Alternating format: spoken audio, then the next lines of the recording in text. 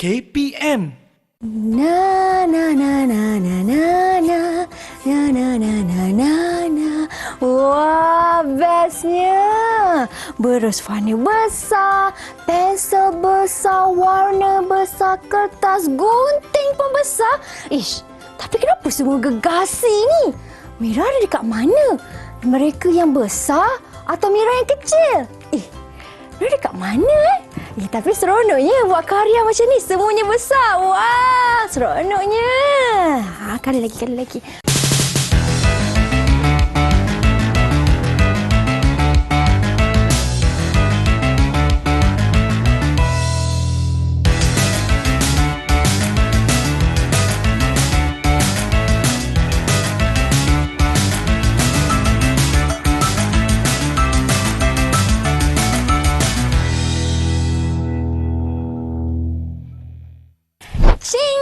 Hai semua, anda sedang menonton Club Craft Didik di Didik TV KPM bertemankan saya Syamira Nazir. Hari ini kita nak hasilkan satu karya yang sangat menarik. Kalau kawan-kawan boleh tengok, Mira sekarang macam dalam dunia gegasi. Semua besar-besar. Agak-agak kan apa yang kita nak lakukan hari ini? Tapi kalau nak tahu, jom kita saksikan terlebih dahulu Profil Guru.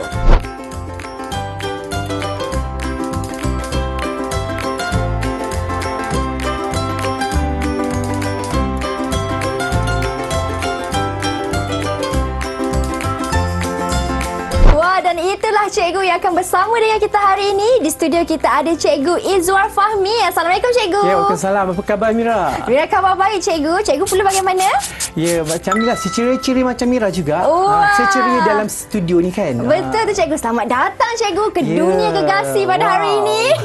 Baiklah Cikgu. Episod kali ini Cikgu akan menerangkan tentang pensel gegasi. Apa tu Cikgu? Apa yang Cikgu nak fokuskan dalam segmen ini? Ya, berkaitan dengan pensel gegasi yang seperti mana yang telah Mira sebutkan tadi kan. Itulah sebenarnya tajuk yang akan kita buat pada hari ini untuk menghasilkan kraft yang menarik ya. Okey, seperti mana yang Mira sudah maklum, okey, pensel gegasi ini merupakan sejenis arca yang akan kita hasilkan nantilah. Mira tahu tak apakah itu arca sebenarnya? Tahu Cikgu. Ya. Okey, ini saya ingin jelaskan ya kepada murid-murid yang di rumah sana. Arca merupakan objek tiga dimensi ya Mira, yang mana objek tiga dimensi itu bila boleh kita lihat dari pelbagai arah. Atas, bawah, depan dan belakang. Di samping itu juga boleh disentuh dan boleh dipegang untuk merasai kesan jalinannya. Sama ada licin, kasar dan sebagainya lah. Itulah yang dikatakan dengan arca. Dan untuk pengetahuan Mira juga ya, sebenarnya arca ni ada dua jenis, iaitu arca berfungsi ataupun arca estetik.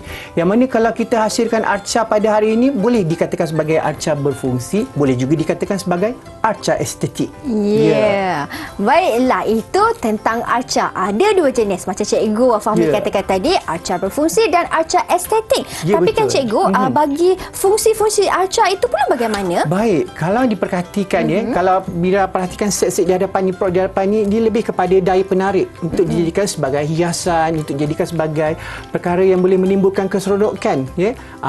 Dan manakala untuk arca estetik berfungsi pula, ia lebih kepada benda yang menarik juga, objek yang menarik tapi ada kegunaannya. Sebagai contoh, labu nampak menarik, pasu bunga, tetapi ada digunakan selain dijadikan sebagai hiasan.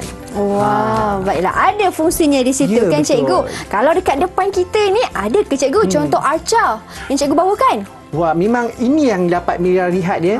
Inilah contoh-contoh arca, salah satunya boleh kita katakan sebagai arca estetik. Tetapi kalau kita kreatif, kita boleh jadikan ia sebagai arca berfungsi Mira, yang mana akan kita hasilkan nanti.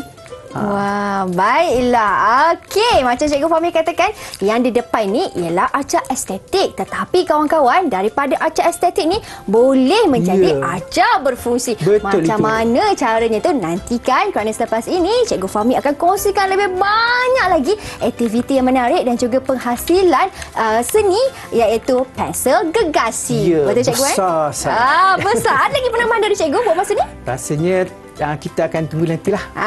Tunggu nanti. Jadi anda jangan ke mana-mana. Teruskan setia menonton Club Craft Didik di Didik TV KPM.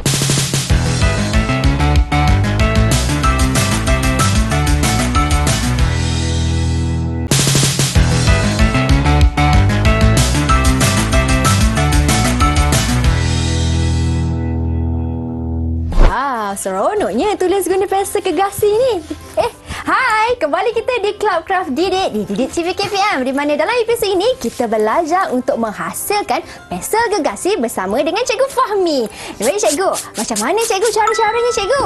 Baik, kita akan mulakan operasi kita Mira untuk menghasilkan sebuah craft yang menarik, iaitu pensel gergasi.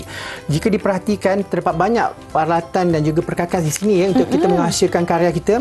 Okey, seperti mana yang Mira dapat perhatikan, kita dapat lihat di sini ada kad manila dan juga kertas warna. Okey, kemudian seterusnya kita perlukan botol mineral sebagai bahan asas untuk menghasilkan pensel. Baik. Dan seterusnya kita perlukan gam dan juga pita pelekat dan juga gunting. Okey, gunting. Tetapi Mira Ya, Cikgu. okey, kita perlulah berhati-hati ketika menggunakan benda tajam seperti gunting dengan memastikan ada pengawasan daripada orang dewasa. Itu untuk bahan dan peralatan. Betul. Baik, dan setelah saya sebutkan peralatan dan bahan-bahan tadi, pastikan bahan-bahan tersebut memang mencukupi. Tetapi walau bagaimanapun, sekiranya hendak menggunakan bahan gantian lain seperti kertas, surat khabar, pembalut kertas pun tidak ada masalah, asalkan nampak ceria dan menariklah di mata masing-masing. Jadi setelah kita memperkenalkan bahan tadi Mira, boleh kita mulakan? Boleh Cikgu. Baik, kita akan mulakan. Jadi di sini saya nak minta bantuan Mira jugalah. Boleh tak kita hasilkan pensel gergasi bersama-sama? Wah, pensel gergasi macam ni? Boleh Cikgu. Baik, dan di sini kita akan kongsi bersama-sama barang untuk menghasilkan langkah-langkah memperlihatkan bagaimana penghasilan pensel gergasi. Baik, langkah yang pertama ialah kita memerlukan kad manila. Ya, kad manila. Okay, di mana kad manila ini kita perlu mengukurlah. Ya, ukur mengikut saiz pada botol mineral. Baik. Okey, yang bahan lain ini kita tepikan dahulu ya, supaya tidak mengganggu semasa kita membuat potong pada kertas kad manila ini. Okey, untuk yang pertama sekali ya, kad manila, kita menggunakan ukuran botol mineral separuh saja. Separuh saja. Kalau nak tanda boleh, kalau tak perlu tanda pun tidak mengapa. Ya, kita anggarkan sajalah. Okey, separuh saja. Tujuannya apa? Yang ini kita hendak mulakan pada bahagian atas dahulu. Ya, untuk bahagian atas. Okey, kita lipat. Seterusnya kita gunting. Pastikan gunting dengan berhati-hati. Okey. Baiklah, kita lipat dan kemudian kita gunting. Ya, betul, kita gunting. Okey. Kita gunting mengikut kesan garisan yang telah kita hasilkan tadi lah, menggunakan gunting yang berhati-hati. Okey. Seterusnya, setelah kita gunting, kita akan dapat dua saiz, iaitu kertas yang besar dan juga yang kecil. Okey, yang besar ni kita akan hasilkan badan pensel. Baik. Manakala yang kecil ni kita akan hasilkan mata pensel lah. Ya, mata pensel. Okey, untuk bahagian mata pensel ni kita mulakan dulu, sebab mata pensel ni biasanya dia akan mengikut saiz pada badan botol mineral. Jadi kita kerat dua untuk bahagian mata pensel. Okey, kita lipat terlebih dahulu Cikgu. Ya, boleh lipat dulu. Kalau nak kerat terus pun tidak mengapa, sebab kita perlu sedikit saja, tak perlu banyak. Satu ni boleh kita simpanlah untuk sebagai hiasan, ataupun boleh nak gunakan untuk hasilkan satu lagi pun boleh juga. Okey, langkah yang seterusnya Mira ya. Ya, Cikgu. Okey, kita hasilkan saiz ni dalam bentuk kon. Bentuk kon. Kita hasilkan bentuk kon ya.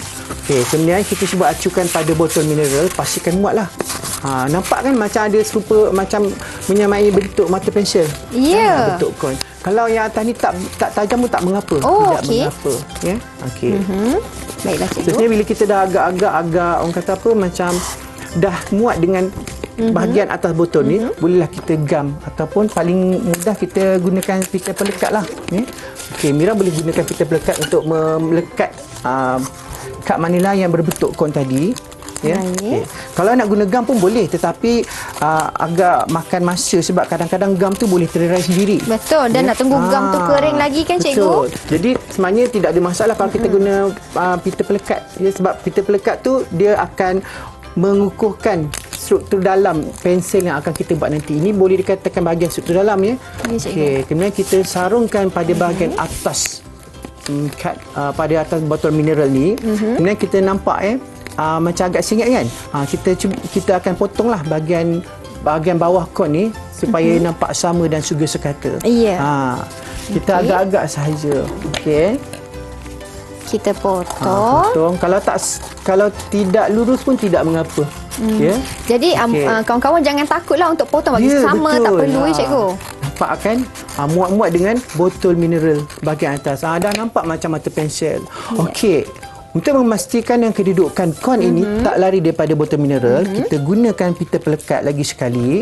Ya, kita gunakan pita pelekat untuk melekatkan bahagian kon dengan bahagian botol mineral lah supaya tak lari. Ya, okey. Semasa melekat tu pastikan yang agak tegak lah ya, supaya ketepatan mata pensel tu nampak jelas semasa kita menggunakan langkah-langkah seterusnya untuk menghasilkan badan pensel itu nanti.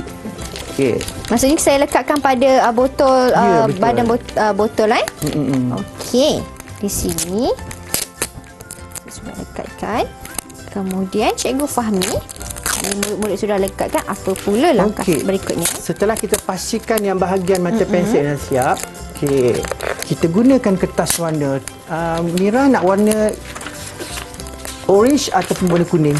Mana yang menarik? Kalau macam ni Mira ambil warna orange lah cikgu, baik. warna Okey. jingga. Kalau Terima kasih, macam cikgu. tu, saya akan menggunakan warna kuning. Okey. Okey.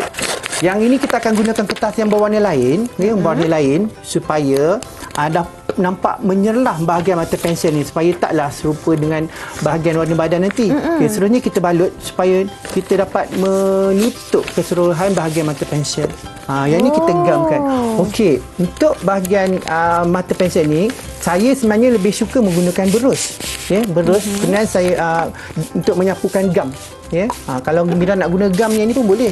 Tapi sebab biasanya kalau kertas nipis, apabila kita sapukan gam terlalu banyak atau tebal, dia akan nampak macam tidak sekata ataupun menggerutu. Jadi cara yang baik untuk menghasilkan kesan gam yang licin, kita gunakan berus dan juga kita celup pada gam cair gam cair. Kemudian kita sapu secara sekata. Yang ini memang akan menampakkan kesan yang licin bila kering. Dan satu lagi, kalau kita berus cat ni, berus gam ni dia akan nampak cepat kering. Dia tak macam ni kan, kalau tebal dia akan lambat kering. Bila lambat kering, itu akan menjadikan kesan tampalan tu akan terlari sedikit. Kurang kemas lah nanti ya. Betul. Okey, itu kalau cikgu menggunakan gam cecair. Kalau saya menggunakan gam macam ni, boleh tak cikgu? Boleh, tak ada masalah. Boleh juga cikgu Baiklah, saya akan Okey, baik. Nampaknya mata pensel kita sudah siap. Kita akan pergi kepada proses yang seterusnya. Baik. Okey. Yang seterusnya, Kad manila bahagian bersaiz besar yang kita ketepikan tadi, kita gunakan semula. Ini adalah perkara yang penting semasa kita menggunakan kad manila ni, kita kena pastikan yang botol ini dipegang ataupun digulung dengan kemas.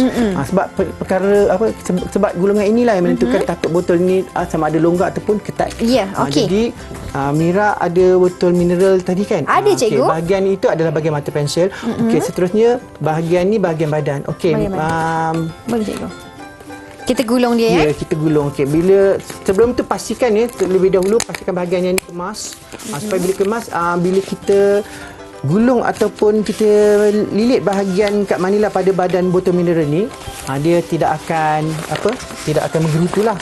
Maksudnya kita gulung dengan berhati-hati, dengan perlahan-lahan, dengan kemas. Orang kata biar lambat asalkan selamat. Ya, betul itu. Wah, Mira nampaknya menarik action yang Mira buat tadi tu.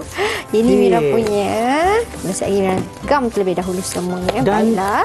Seterusnya, apabila telah nampak bentuk pensel, jadi kita gunakan langkah-langkah lain untuk menjadikan pensel ini supaya lebih menarik. Okey, langkah lain seperti apa tu cikgu? Kita gunakan kertas warna yang menarik supaya kertas warna tersebut dapat menampilkan ataupun menonjolkan badan pensel yang telah kita hasilkan tadi. Kita balut lagi sekali. Kita gulung dengan berhati-hati serta pastikan kemaslah gulungan tersebut. Baiklah cikgu, ini Mira punya pensel. Mira akan lekatkan gam di hujungnya kan cikgu? Ya, betul. Untuk berikan kemasan. Okey. Ini Mira punya, cikgu punya macam mana? Dah siap ke cikgu? Sama macam Mira punya. Wah, kalau macam ni, adakah pensel gergasi kita dah sempurna atau belum lagi? Kalau Mira perhatikan apa yang tak sempurna di sini ya? Kalau kita tengok ni, kalau pada pensel selalunya akan ada mata pensel. Jadi sebaik-baiknya gunakan warna yang sama pada badan ataupun warna hitam untuk menampakkan mata pensel supaya warna ni lebih menyala lah. Jadi kita gunakan kertas warna yang sangat simple, ya, kecil saja, sama juga macam bentuk kon. Ya, kita bentukkan kon, seterusnya kita sarungkan saja di atas. Okey. Ya, betul. Ini Mira punya. Nampak kan bentuknya kan? Kalau nampak bentuknya yang tidak sekata, kita tanggal dan kita gunting. Ya, bila kita gunting akan jadi bentuk macam ni. Ya, jadi bentuk kon. Seterusnya, kita sarung dan kita gamkan supaya nampak pensel ni lebih tahan lah. Dah nampak lebih kemas, cikgu. Betul. Jangan lupa untuk gam. Nanti tertanggal pula. Tapi kalau nak guna warna lain pun boleh. Kalau tak nak gam, kita boleh bertukar-tukar warna. Okey. Baik. Baiklah cikgu. Kalau untuk dekorasi atau hiasan lain yang kita boleh guna pakai untuk tambahkan lagi nilai pada pensel kita ni, ada ke cikgu? Supaya nampak lebih menyerlah, kita bolehlah gunakan apa-apa sahaja bahan untuk menampakkan seri pada badan pensel ni, seperti letakkan garis-garis ataupun tampar cika, ataupun kita boleh lukiskan corak ataupun objek-objek di sini. Gunakan kreativiti supaya pensel itu tak nampak kosong lah. Ya, baik. Dan ini Mira punya pensel gegasi, kawan-kawan. Dan ini Cikgu Fahmi punya pensel gegasi. Kami punya pensel gegasi dah siap. Anda di rumah pula bagaimana? Jadi, buat cepat-cepat. Kita nak berhenti berehat seketika, Cikgu. Boleh. Kita kembali selepas ini. Jangan ke mana-mana.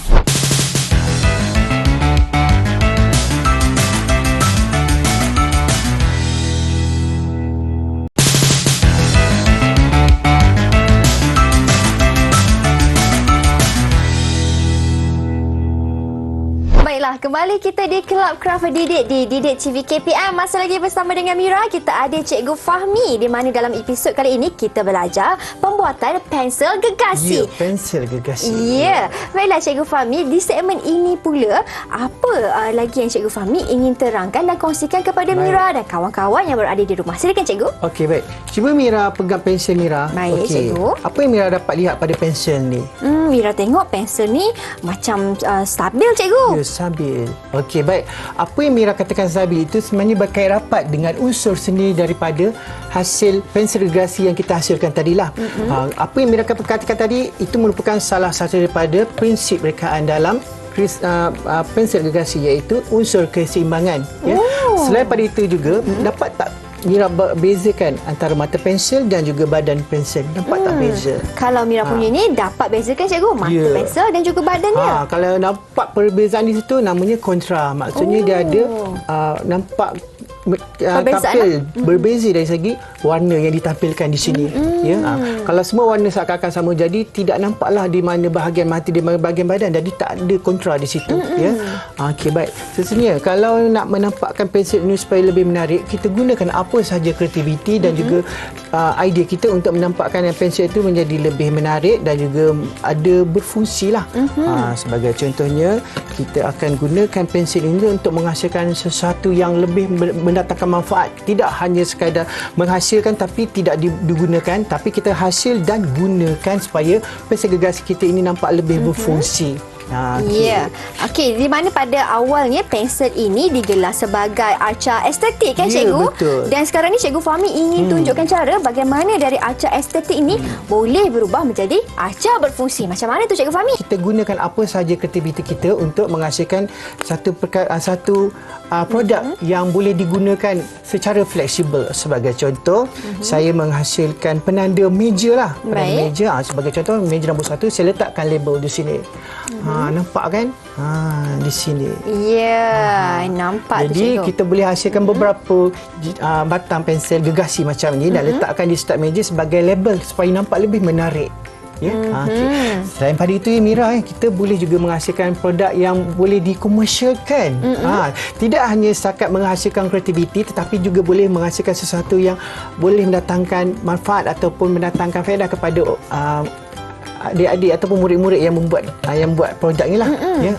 Sebagai contoh, kita boleh jadikan sebagai produk hadiah ataupun jadi hadiah lah. Boleh jadikan sebagai hadiah. Ya. Okey. Jadi macam satu atau sebuah set hadiah, Cikgu. Yang paling penting, pensel ni bila kita gubah dan kita susun mengikut kreativiti, nampak lebih menarik. Ya. Okey. Yang seterusnya kita boleh jadikan juga sebagai bekas untuk meletakkan alat tulis dan sebagainya. Pensel itu sebagai hiasan, ya. Kemudian ada juga pensel yang mana kita boleh gunakan penutup botol di bawah ni, kita boleh gunakan sebagai kotak lah. Ya, boleh gunakan sebagai kotak untuk menyimpan barang di dalam ni. Ya, kalau sekiranya kita tidak melekatkan botol dalam ni, kita boleh tanggal, kita boleh letak satu macam mungkin menjadi rahsia kita, sesuatu yang menjadi rahsia kita nak suruh pada orang, kita boleh letakkan dalam ni, kita masuk dalam botol. Ya, boleh macam jadi tabung lah. Ada rahsia. Kotak rahsia. Ada kotak rahsia. Dan bila Cikgu Fahmi sentuh tentang tabung tadi, Cikgu, maksudnya Cikgu, selain daripada kita menggunakan botol mineral ni pun, antara bahan lain yang kita boleh guna pakai untuk menghasilkan tabung daripada penghasilan pensel gergasi ni, apa bahan-bahannya, Cikgu? Kalau ikutkan sebenarnya barang-barang yang hendak kita hasilkan pensel gergasi ni terpulang kepada kreativiti kita. Gunakan saja bahan yang mudah didapati di persekitaran, seperti kertas surat khabar ataupun kertas majalah dan sebagainya lah. Dan seterusnya, nampaknya di sini pensel Mira ni nampak macam kosong. Agaknya Mira nak buat apa dengan pensel ni? Betul lah, Cikgu. Mira punya pensel ni dari tadi saya terpandang-pandang apa yang Mira nak buat dengan pensel ni. Mungkin Mira boleh letak sedikit hiasan, Cikgu. Kalau kat sini Mira dah sediakan mini love berbentuk hati. Mira gunting dia, jadi mungkin Mira boleh tampalkan di pensel Mira ni, kan, Cikgu? Selain pada itu juga mungkin Mira boleh letakkan tag ni sebagai tanda nama.